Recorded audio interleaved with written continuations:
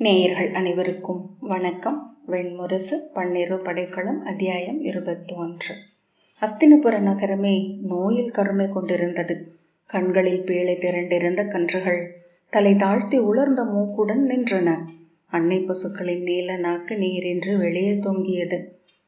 புறவிகள் அடிக்கொரு முறை நின்று உடல் சிலிர்த்து பெருமூச்சு விட்டன. நிலை அழிந்த யானைகள் ஓயாது துதிக்கை சுழற்றின.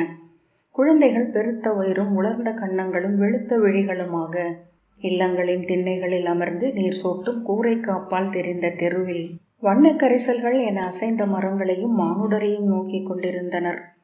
நீலப்பாசியில் ஊறி வழிந்த மழை நீரையோ மழை தேங்கிய சுனை நீரையோ அருந்தலாகாது என்ற அரசாணை ஈரத்தோல் அதிரும் முழவொலியுடன் நகரில் கேட்டுக்கொண்டே இருந்தது.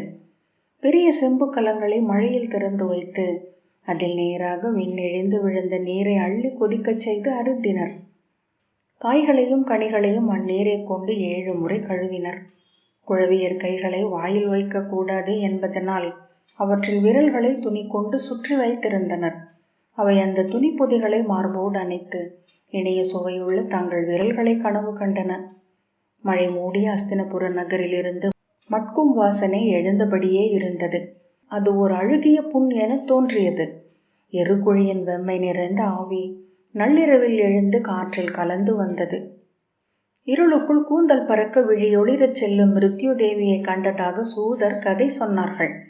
அவளுக்கு வலப்பக்கம் வெளுத்த புகை போல வெண்குழலும் பச்சை நிற ஒளி கொண்ட கண்களும் கொண்ட வியாதி தேவி சென்றாள். இடப்பக்கம் 7ஆக பகுத்த குழலுடன் விஸ்மிருதி தேவி சென்றாள். இருளில் அவர்களின் காலடிகள் நீர் துளி உதிர்வது போல் கேட்டன.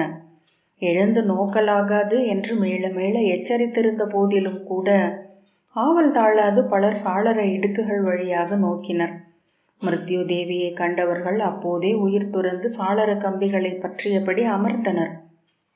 அவர்களின் முகங்களின் தசைகள் வலிப்பு கொண்டு வாய் எழுப்பட்டமையால் உவகை மிக்க நகைப்பு ஒன்று சிலைத்திருந்தது. வியாதி தேவியை கண்டவர்கள் காலையில் நோயுற்று நடுநடுங்கிக் கொண்டிருந்தனர். அவர்களின் வாயிலிருந்தும் மூக்கிலிருந்தும் வழிகள் வாட எழுந்தது. சொற்களில் வலி நிறைந்திருந்தது. தளர்ந்து சுருண்டு படுத்து அவர்கள் கனவுகளில் மூழ்கினர். அக்கனவுகளில் அவர்களின் வாய்க்குள் கரிய சிறு பூச்சிகள் நுழைந்தன. அவை உடல் பையை நிறைத்து விம்மி பெருகி அனைத்து துளைகள் வழியாகவும் வெளியேறின. அவை உள்ளே உள்ளே எனச் சென்று அங்கே சிறிய செஞ்சிமிழில் வாழ்ந்த பொன்னிற சிறகுள்ள சிறிய பூச்சியை கண்டு கொண்டன. அச்சிமிழை உடைத்து அதை வெளியே எடுத்தன. பொற்சிறை பூச்சி ரீங்கரித்தபடி தன்னைத்தானே சுற்றி கொண்டது. அதன் உடல் கனலாகியது, ஒளி புள்ளியாகியது. எரிந்தபடி எழுந்து அது அவர்களின் உடலுக்குள் வெளியேறும் வழி தேடி தவித்தது. அருகே திறந்த வாயிலின் ஊடாக அது வெளியே சென்ற போது உடன் நின்று பதைத்த அவர்களின் சித்தமும் அதை தொடர்ந்தது. விண்ணில் எழுந்ததும் 10,000 பொற்சிறை பூச்சிகள் விண்மீன் பெருக்கென பறந்தலையும் ஒரு பெருவெளியை அவர்கள் கண்டனர். விஸ்மிருதி தேவியை கண்டவர்கள் காலையில் அனைத்து நினைவுகளும் அழிக்கப்பட்டவர்களாக எஞ்சினர். உற்றாரையும் உறைவிடத்தையும் அவர்கள் நினைவில் கொள்ளவில்லை. உண்பதையும் உடுப்பதையும் அறியவில்லை. அவர்களை சில நாள் பிறர் ஊட்டி உடுப்பித்து படுக்கச் செய்தனர். பின்னர் ஆர்வமிழந்து அவர்களை அவ்வாறே விட்டுவிட்டனர். சிலர் அவர்களை அருகே இருக்கும் ஆலய முகப்புகளில் கொண்டு அமரச் செய்தனர். உயிரிலா விழிகளுடன் அவர்கள் அங்கே அமர்ந்திருந்தனர். மெலிந்து சிறுத்து அமர்ந்தபடியே உயிர் துறந்தனர். அவர்களும் காகங்களாகி நனைந்த கரிய சிறகுகளுடன் கழுத்து புதைத்து சில்லைகளில் அமர்ந்திருந்தனர். மணிக்கண்களால் மானுடரை நோக்கி எப்போதாவது ஏன் என்றனர். ஒவ்வொரு துளி உணவையும் நீரையும் கனித்து நுகர்ந்த பின்னரும் விதுரர் நோயுற்றிருந்தார். மூச்சிழைப்பும் துயிலின்மையும் அவரை வருத்தின. இருண்ட கனவுகளில் அவர் மீண்டும் மீண்டும் சத்தியவதியைத்தான் பார்த்து கொண்டிருந்தார். அவள் ஒரு மரம் போல மழை பொழியும் காட்டில் அசையாமல் நின்று கொண்டிருந்தாள். அவள் அருகே 2 தனி மரங்களாக அம்பிகையும் அம்பாலிகையும் நின்றனர். அன்னையே, தாங்கள் நிறைவுறவில்லையா என்று அவர் கேட்டார். அவரது குரல் மழைத்திரைக்கு இப்பால் ஒலித்தது. நெடுந்தொலைவில் என அவர்கள் நீர் உதிர்த்து நின்றிருந்தனர். மழையோசைக்குள் சிறகுகளின் ஓசை. தன் நச்சு மூச்சை தானே அறைக்குள் உணர்ந்தபடி விழித்தெழுந்து வியர்த்து பூத்து மூச்சு வாங்க மஞ்சத்தில் படுத்திருப்பார். காந்தார மைந்தர் சகுனியும் நோயுற்றிருந்தார். அவரது காலின் புண் வீங்கிச் சிவந்து மேலும் விரிந்தது. அதை அசைப்பதே உயிர் வலி அளித்தது. ஆனால் அதை பற்றிய எண்ணமே அதனுள் அசைவாக ஆகி சாட்டை என வலியை சொடுக்கியது. மூச்சுக்கள் வலியாக அரைந்தன. காலையில் எழுந்து மெல்ல காலை அசைத்து சென்றமர்ந்து பகடைக்களத்தை விரித்து காய்களை பரப்பி அதை வெறுமனே நோக்கி கொண்டிருந்தார். காய்கள் அவர் கைப்பட காத்திருந்தன. அவை அவருடன் உரையாடின. இதோ இதுதான் நீ செய்ய வேண்டியது என்றது அரசன். ஏனென்றால் நீ செய்ய வேண்டியதை முன்னரே வகுத்துவிட்டிருக்கிறது இக்களம். அவர் அதை நோக்கி பழுத்த விழிகளை நாட்டியிருந்தார். களமென ஒன்றை தேர்ந்த போதே நீ அதன் நெறிகளையும் ஏற்றுக்கொண்டு விட்டாய். ஆடுவதற்குரிய வழிகளும் எல்லை கொண்டு விட்டன. செல் நெறி சிலவே. உன் உளம் செல்லும் நெறி அதனுடன் ஏய வேண்டும். அது ஒன்றே. அரசி சிரித்தபடி அருகணைந்து, நீருக்கும் நெருப்புக்கும் நெறிகள் அவற்றின் இருப்பிலேயே அமைந்துள்ளன என்றாள். ஆனால் கணிகர் ஒவ்வொரு நாளும் நோய் நீங்கி நலம் பெற்றார். அவருடைய வலி முழுதும் மறைந்தது. இரவில் தன்னை முற்றிலும் மறந்து துயின்று நீர்த்துளிகள் கதிரொளி கொண்ட பின் காலையில் விழித்தெழுந்தார். நினைவுக்கு அப்பால் இருந்த இளமையில்தான் துன்பம் தராத காலையொளியை அவர் கண்டிருந்தார். மூச்சை இழுத்து விட்ட போது இனிய குளிர்காற்று சென்று உள்ளறைகள் அனைத்தையும் நிரப்பி மீழ்வதை உணர்ந்தார். தசைகளில் புது குருதி ஓடியது. எண்ணங்கள் ஒவ்வொன்றும் தளிர் போல் இருந்தன. முதல் முறையாக அவர் முகத்தில் அவர் அறியாமலேயே புன்னகை தங்கியிருந்தது. ஆடியில் தன் முகத்தை நோக்கி அவர் திகைத்தார்.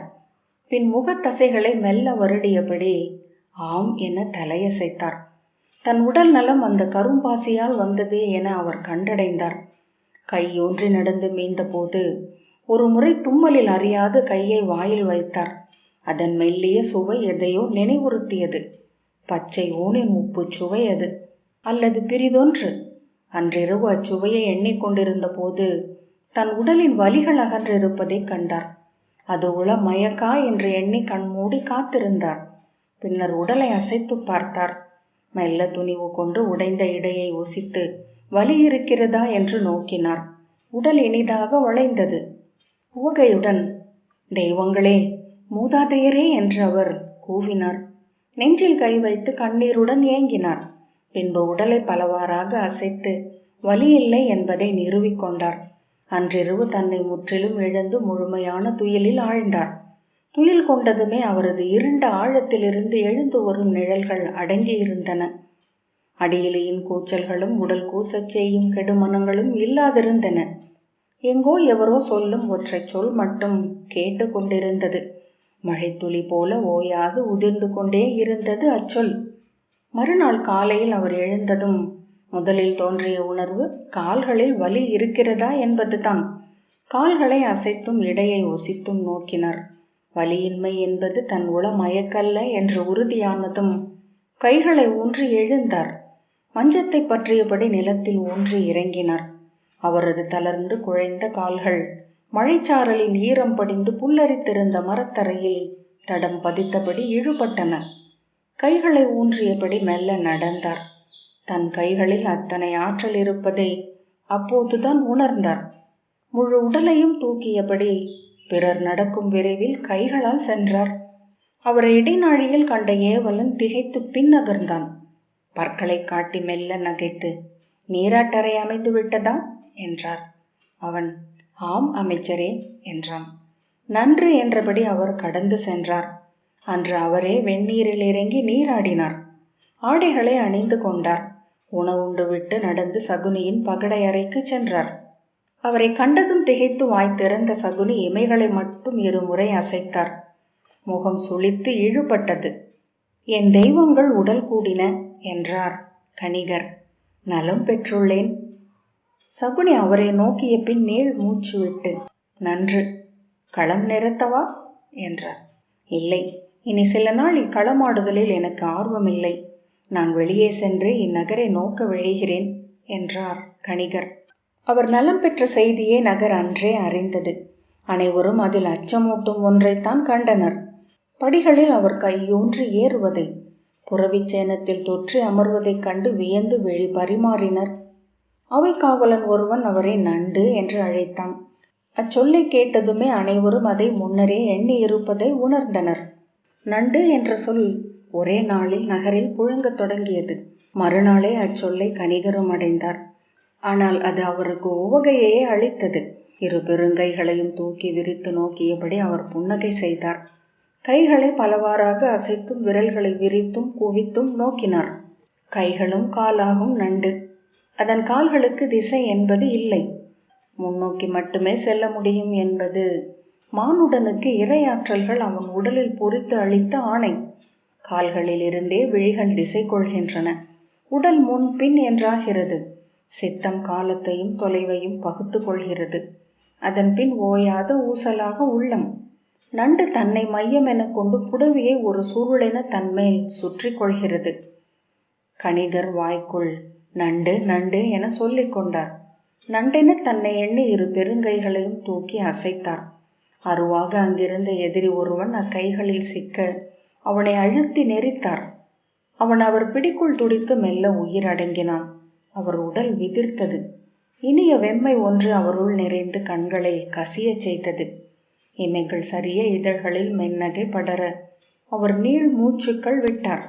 உடல் மெல்ல தளர இளந்துயிலில் ஆழ்ந்தார். அங்கே அவர் குருதி பரவிய களத்தில் கைகளால் நடந்து கொண்டிருந்தார். வழுக்கிய சிதைந்த தசைகளையும் உறுத்திய உடைந்த எலும்புகளையும் விரல்களால் பற்றியும் ஊன்றியும் கடந்தார். அவர் எதை தேடுகிறார் என்பதை கனவுக்குள் அறிந்திருந்தார். கனவுக்கு வெளியே அறியாது வியந்தார். கையூன்றி உந்திச் செல்கையில் குருதி நிறைந்த குளத்தில் நீராடுவது போன்ற உணர்வை அடைந்தார். அவர் எண்ணியதை தொலைவிலேயே கண்டு கொண்டார். இரு கால்கள் குருதி வழிய நீண்டிருந்தன. ஒரு கால் புண்ணுடன் சற்று மடிந்திருந்தது. அவ்வுடல் மேல் மேலும் சடலங்கள் விழுந்து குருதி வழிந்து உறைந்திருந்தன. அவற்றுக்கு அடியிலிருந்து வில்லுடன் வலக்கை நீண்டிருந்தது. மறுகை நெஞ்சை துளைத்து நின்றிருந்த அம்பை பற்றியிருந்தது. அவர் அருகே நெருங்கி அதன் மேல் கிடந்த சடலங்களை புரட்டினார். அறுபட்ட தலை அப்பால் உருண்டு கிடந்தது. பீதர் நாட்டு வெண்ணிற கலம் போன்ற முகம், புடைத்த பெரிய மூக்கு, இமைகள் திறந்திருக்க பச்சை கூழாங்கற்கள் போல விழிகள் தெரிந்தன. அருகே நின்றவனின் குருதி படிந்த கால்களை அப்போதுதான் அவர் கண்டார். நிமிர்ந்து அவனை நோக்கி புன்னகை செய்தார். அவன் கசப்புடன் கையில் வில்லும் அம்பும் ஏந்தி நின்றிருந்தான். வெண்ணிறமானவன். தலைப்பாகை விழுந்திருக்க தோளில் சுருள் குழல்கள் சரிந்திருந்தன. அவனிடம் அவர் என்ன மீன் என்றார். அவன் சொல்ல விழையாதவன் போல ஒரு கணம் தயங்கி பின் கடகம் என்றான். அப்படி என்றால் தோல் அல்லவா என்றார்.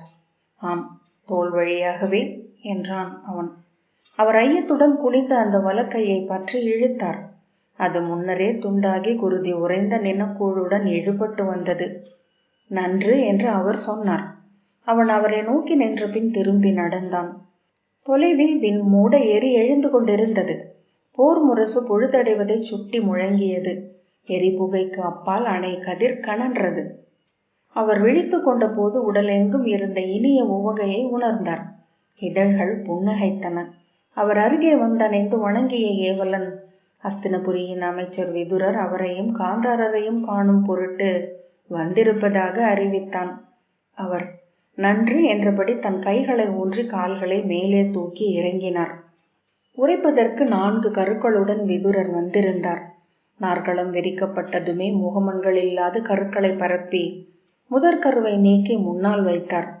காந்தாரரே, இன்று அஸ்தினபுரியின் அரசர் நோயுற்றிருக்கிறார். அவர் வாழும் உலகத்திற்குள் நம் சொற்கள் செல்வதில்லை.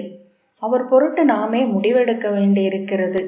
அவர் தன் முழு சொல்லை அளிக்காமல் அஸ்தினபுரியை பெரும் போர் ஒன்றில் ஆழ்த்துவதற்கு நமக்கு உரிமை இல்லை. புன்னகையுடன் அதை கணிகர் எதிர்கொண்டார். ஆம், ஆனால் ஒருவேளை அவருடைய அகம் விழைவதும் இப்போராக இருக்கலாம். இப்போர் மூலம் அவர் மீண்டு எழக்கூடும். சகுனி திரும்பி நோக்கினார். கணிகர், அவர் உள்ளத்தில் நிறைந்துள்ள வஞ்சமே அவரது நோய். ஒரு போரில் அது குருதியும் சலமும் என பெருகி வெளியே வழிந்தால் அவர் விடுதலை கொள்வார். அது அவரது குருதியாக கூட இருக்கலாம். அதுவும் நன்றே என்றார். நுணுக்கமாக சொல்லாய்ந்து சுவடு வைத்து பின்னெட்டு வைத்து விதுரர் மீண்டும் வந்து அடுத்த கருவை நீக்கி முன்னால் வைத்தார். அஸ்தினபுரியின் படைகள் இன்று ஒரு போருக்கு சித்தமானவையாக இல்லை. நோய் அவர்களை சீர்குலைத்துள்ளது. புன்னகையுடன் அதை கணிகர் தன் கருவால் வெட்டினார். ஆம், ஆனால் அவர்கள் மீண்டெழுவதற்கும் போரே வழிவகுக்கலாம். விதுரரே, நோயில் இறப்பவர் என்றும் முதியவர்களே. நம் படைகள் புலி குட்டி போட்ட காடு போல் இளமையோடு இருக்கின்றன. விதுரரின் சொல்லின்மையை கணிகர் சிரித்தபடி கடந்தார். மேலும், இன்று அவர்களை கவ்வியிருக்கும் சோர்வே பெருநோய். சலிப்பும் அச்சமுமே நோய்க்கான வாசல்களாக அமைகின்றன. அவர்கள் இளையோர். அவர்கள் காணும் முதற் போர் இது. போர் முரசு கொட்டுகையில் அவர்களின் குருதி குமிழியிட்டு எழக்கூடும். இந்நகரில் உறைந்திருக்கும் இருள் நிறைந்த அமைதி விலகி இதன் சுவர்கள் உயிர் அதிர்வு கொள்ளக்கூடும். ஒருவேளை இப்போரே அதற்கென அமைந்ததாக இருக்கலாம். மூன்றாவது கருவுடன் விதுரர் நெடுநேரம் தயங்கினார். வெற்று அணி சொற்கள் இரு பக்கம் இருந்தும் எழுந்து மறைந்து கொண்டிருந்தன. வலியால் சுளித்த உதடுகளுடன் சகுனி அதை கேட்டுக்கொண்டிருந்தார். விதுரர் பலாமுள்ளில் படர்ந்த முடியிழை என அச்சொற்களினூடாக ஓடிக்கொண்டிருந்த தன் எண்ணத்தை மீட்டு தொகுத்தார். நீள் மூச்சுடன், நமது படைகளை நடத்துவது யார்? இதோ காந்தாரர் நோயுற்றிருக்கிறார். அங்கே அரசரும் கருமை கொண்டிருக்கிறார் என்றார். இருள் நிறைந்துள்ளது இந்நகரம் என்பது உண்மை என கணிகர் அச்சொற்களை குறுக்காக கடந்தார். காரிருளை வெல்வது கதிரவனால் மட்டுமே கூடுவதென்பதை அறியாதவர் எவர்? சகுனி ஆம் என்றார். விதுரரே, படையையும் படைத்தலைமையையும் விடுங்கள். அங்கனுக்கு செய்தி அனுப்புவோம். அவன் வில்லேந்தி முன் நின்றாலே போதும். எதிரே நிற்க இன்று பாரத வருஷத்தில் எவரும் இல்லை. கணிகர், விஜயனுக்கு அங்கனும் பீமனுக்கு மகதனும் நிகர் என்றார். பின்பு உரையாடல் முடிந்துவிட்டது என்பது போல தன் கைகளை தூக்கி ஒன்றுடன் ஒன்று உரசி கொண்டார். விதுரரின் உளப்பதைப்பு உடலில் தெரிந்தது. நான்காவது கருவை கையில் வைத்தபடி அவர் தயங்கி கொண்டிருந்தார். பின்பு மெல்ல அதை முன்னேற்றினார். இது வெல்லா போர். சகுனி திரும்பியதும், இது பாண்டவர்களின் போர் அல்ல, ஆழி ஏந்தியவனின் வஞ்சினம் என்றார். அவன் இத்தருணத்தில் இப்படி ஒரு போரை நிகழ்த்துகிறான் என்றால் நான்கையும் கணித்திருப்பான். வெல்லாத போரை தொடங்குவதில்லை அவனை போன்றவர்கள். உண்மை. ஆனால் அதுவே நம் நல்வாய்ப்பு. இப்போரில் வென்றால் பாண்டவர்களை கடப்போம். அன்றெனினும் நாம் இழப்பதொன்றில்லை. அது அங்கனுக்கே இழிவு, ஜராசந்தனுக்கு மட்டுமே அழிவு. அஸ்தினபுரிக்கோ நட்பரசனுக்காக அது களம் சென்றது என்னும் புகழே எஞ்சும் என்றார் கணிகர். இன்று வரை அஸ்தினபுரி அதை செய்ததில்லை. அது பிற மன்னர்களுக்கு ஒரு செய்தி. இப்போருடன் மகதம் அழிய பெறும் என்றால் அதுவும் நன்றே. இந்திரபிரஸ்தத்தின் எதிரிகள் அனைவரும் நம்மை மையமாக்கி திரள்வார்கள். அது ஒரு தொடக்கமென்றாகும். அனைத்து சொற்களையும் இழந்து விதுரர் நீள் மூச்சு விட்டு உடல் தளர்ந்தார். விதுரரே, நாம் மகதத்துடன் இணைந்து களம் புகவிருக்கிறோம் என்று பாண்டவர் அறிந்தாலே இப்போர் நிகழாது. உமித்தீ என பகை நீரி நின்றிருக்கும். அதுதான் நாம் விழைவதும். நாம் 1000 படம் விரித்து எழுவது வரை எங்கு போர் நிகழக்கூடாது. நமது ஆற்றல் பெருகுவதற்குரிய பகைமை அதுவரை நீடிக்கவும் வேண்டும் என்றார் கணிகர். சகுனி மெல்ல அசைந்து, கணிகர் சொல்வதையே நானும் சொல்ல விழைகிறேன் விதுரரே. மகதத்தின் தூது வரட்டும். அங்கனையும் அவை அணையச் செய்வோம். மகதத்தின் அரசனுடன் அஸ்தினபுரி தோள் நிற்கும் என்று அறிவிப்போம். அங்கனை நாற்படை தலைவனாக கங்கணம் கொள்ளச் செய்வோம். அச்செய்தி இந்திரபிரஸ்தத்திற்கு செல்லட்டும் என்றார். அவர்களும் நம் முடிவுக்காக காத்திருப்பார்கள்.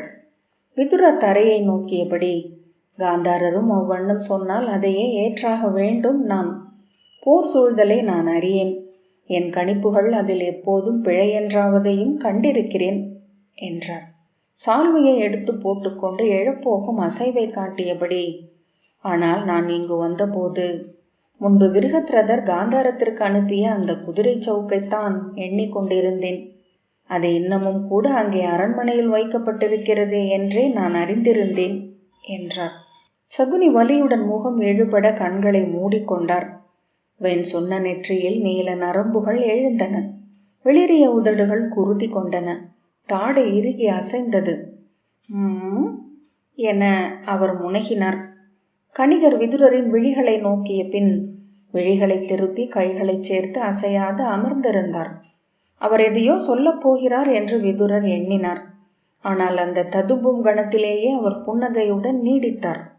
சகுனி கண்களை திறந்து, உண்மை விதுரரே என்றார். என் வஞ்சம் அழியாதிருக்கிறது. இந்திரபிரஸ்தத்தின் படைகள் எழுந்து பெருகிச் சூழ்ந்து மகதத்தை நொறுக்க வேண்டும். அந்த அசுரப்பிறவியின் நெஞ்சை பீமன் உடைத்து பிளந்து குருதியாட வேண்டும். ராஜகிருக நகர் மேல் ஏறி பறந்தெடுத்தலின் கரும் புகை மூட வேண்டும். என் உள்ளம் விழைவது அதுவே. அது நிகழாமல் என் மூதாதையர் காலடியில் நான் முழுதமைய மாட்டேன். ஆனால் இத்தருணம் அரியது. இது நான் உளம் நிலைத்து எண்ணிச் சூழ வேண்டிய ஒன்று. இந்திரபிரஸ்தம் இத்தருணத்தில் ஒரு பெரு வெற்றியை அடையலாகாது. வெற்றி கொள்ளும் நாடு என்னும் எண்ணம் ஆரியவர்த்தத்தில் அதை பற்றி எழக்கூடாது. இப்போதிருக்கும் நிலையே நீடிக்க வேண்டுமென்றால் நிகரெடை கொண்டு இரு தரப்பும் அசைவின்மையை அடைந்தாக வேண்டும்.